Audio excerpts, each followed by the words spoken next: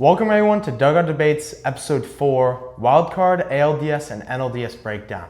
First, let's talk about the Yankees and Red Sox wildcard matchup. Garrett Crochet had his first and most dominant start of the postseason, only giving up one run to Anthony Volpe. Xavier, how do you think Anthony Volpe's season has been so far? I mean, he's a good player, has some potential. He does. But he's like shouted by the Yankee fans. Yankee fans don't really like him that much. You know? I mean, yeah, again, he has potential, but like he's just not there yet. He still has work to do in the infield.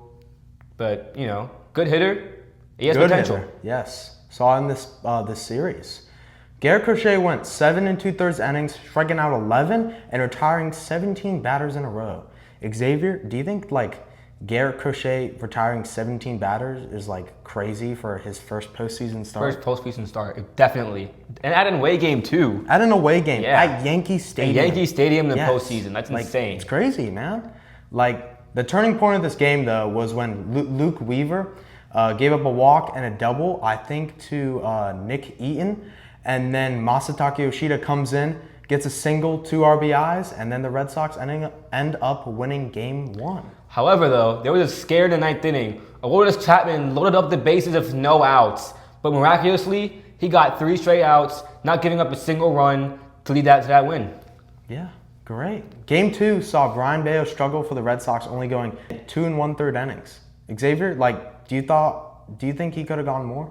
He probably could have, especially for a postseason game. You can't really rely on Open this much in a postseason game. You can't. Your starters got to go long in the game. They got to pitch really good in postseason, or else your team's not going to do as well. Yeah, somebody hit the long ball in Game 2. Ben Rice. Didn't start Game 1, but Xavier, do you think he should have? I mean, maybe. The outcome might have been a little bit different. Maybe, I think it would have, yeah. Maybe it would have been 1 run instead of no runs in that last game. Yes. Xavier, do you think the Red Sox wildcard matchup would have gone different with Lucas Giolito and Roman Anthony not on the injured list? Maybe. I think the Red Sox would have maybe won this in 3 games, and maybe would have come back in the second game because they were close. They almost hit that home run, but then it was caught at the wall. But you know, I think it would have been a little bit different. The Red Sox might have won this series. And now for the Tigers and Guardians. In Game 1, Tarek Skubal for the Tigers. AI Cy Young candidate goes 7.2 innings, only allowing a single run and give up 14 strikeouts. I just want to add, 14 career strikeouts is his career high. Xavier, do you think it's crazy that Tarek Skubal gets his career high strikeouts for a game in the postseason? I mean, yes and no.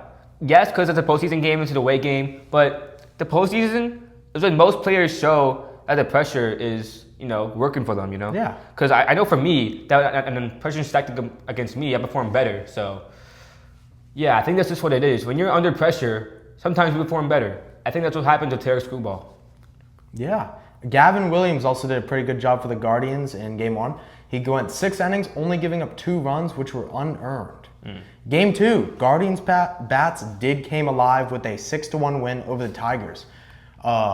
Brian Rocchio started a rally in the 6th inning, I think, where they scored 5 runs. And I think that was basically a summary of the game, and Tigers' bullpen and starting rotation just couldn't keep up to the Guardians' offense. Xavier, can you give me the breakdown for Game 3? And then for Game 3, Tigers catcher Dillon Dingler from the Cleveland area hit a solo home run in the 6th inning, which made the game 2-1. Hitters like Winslow Perez, Spencer Torkelson, and Riley Green also contributed to the 6th, with them all getting RBIs. Xavier, how do you feel about this Tigers team going in with Casey Mize, Jack Flaherty, and Tarek Skubal in the next round of the playoffs? Look, they sold the division, but obviously they're not done yet. They still got a lot of life to go. I think they'll make a pretty good run, maybe into the ALCS, but yeah, this is a really good Tigers team. I mean, they were number 1 for a while for a reason. I mean, I think this team can go far. Yeah. It just depends on how they play. And now for the National League, we have Dodgers and Reds. Game 1, Dodgers win that game 8-4. Yeah, Reds just had no chance in that game. And then Ohtani just hit that leadoff home run in the first. Yeah, from there, Dodgers just were in control the whole game. Yeah, Yoshinobu Yamamoto strikes out 9 batters and only gives up 2 runs. Dodgers play small ball in this game, getting 13 hits. And Mookie Betts, who we mentioned struggled previously this season, goes 4 for 5 with 3 doubles and 3 RBIs. Xavier, do you think he's going to turn it around for the postseason? Like I said, players perform better under pressure sometimes. Yes. I think that's what it is for some of these players. Yeah, not for Hunter Green though. Gave up 5 runs in 3 innings for the Reds' loss, 8-4. Game 2, Dodgers offense was absolutely crazy this game with Shohei Ohtani and Teoscar Hernandez both hitting 2 home runs, and also led the Dodgers franchise record with 5 home runs in a single game for the postseason. Dodgers pitching, Blake Snell, absolutely dominant. 7 strong innings, only allowing 2 runs and striking out 9. Xavier, do you think he will play a major factor for the Dodgers in the playoffs? I think he will. I mean, still a really good pitcher, and I think he'll add on to what the Dodgers have there in Los Angeles. Yeah, I mean, we saw when they signed him in the offseason, this is what they expect, and I think that's what they're going to get this offseason. Reds highlights, though. They did have a 3-1 rally, but, I mean, they just didn't win, and I don't really know if they deserve to be in the postseason. Xavier, do you think this is a postseason team? Here's what I'll say. The only reason they made the playoffs is because the Mets collapsed. If the Mets didn't collapse, the Reds would not be in the postseason. I mean, yeah, this all comes down to just the game. The Reds, they were hot in the last, week of the season, but still, the Mets just collapsed, and that's the only reason why they made the playoffs. If it wasn't for the Mets collapse, I don't think the Reds should be in it. Yeah, I mean, maybe like 2 or 3 years out, but, I mean, I just don't think that the Reds are a playoff team this year. Don't you agree? Yeah. Yeah. And for the last Wildcard series, we have the San Diego Padres and the Chicago Cubs. In the second inning, Senator Bogarts got a RBI, and the Padres had a 1-0 lead. But then Carson Kelly and Seiya Suzuki had back-to-back home runs, and from there, the Cubs were in control. They got 1 more run, and they won the game 3-1. Game 2 versus the Padres. The Cubs just out flat. I mean, they just had an inability to score, and Mason Miller and Manny Machado's homer, and like Mason Miller's pitching was like absolutely stellar. Shutout even. Manny Machado's homer was like provided some of the only runs in this game, and yeah, I mean that was the deciding factor of Padres winning 3-0. And now for Game 3, and I just want to say this real quick. The Cubs had 13 hits and only had 3 runs. What do you think about that, Ski? I mean, I think they just didn't hit the runners in. I think that's like a crucial part of any postseason team, like hitting runners in, scoring runs, playing small ball, and they just didn't do that. But still beat the Padres. I mean, I just want to mention Jameson Taillon's outing, going 4 strong innings, injured most of the year, but just being good. I mean, being good enough to make it to the NLDS. The Cubs bullpen was also stellar. And I mean, yeah, this was their game to win, and they did. I mean, Padres had like a late resurgence in the 9th inning, but ultimately, Cubs, PCA, Dansby Swanson, all those players, they played a massive factor in why this team is in the NLDS versus the Brewers. Now let's go into the NLDS with the Brewers and the Chicago Cubs. Brewers, 97-65 NL Central champions. They have the first round bye, and they also have home field advantage. Xavier, who do you think wins this series? Me personally, I have the Cubs. Even though the Brewers are obviously the dominant team here, obviously the champion here, but you know how they do in the playoffs. Their bullpen is also anchored by all-star closer Trevor McGill, and their rotation is led by all-star Freddie Peralta. Not a bad 1-2 combo to have. Cubs, though, looking scary, 92-70 in the regular season. Wildcard series winner.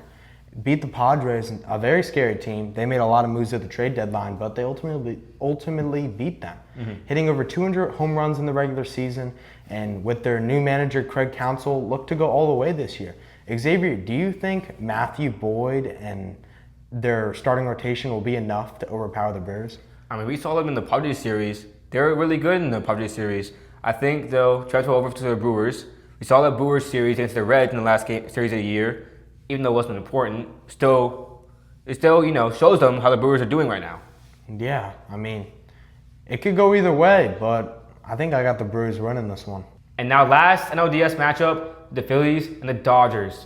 Phillies won the division in the NL East, which the Mets were leading like June, and the Phillies just dominated the division for the rest of the season after that.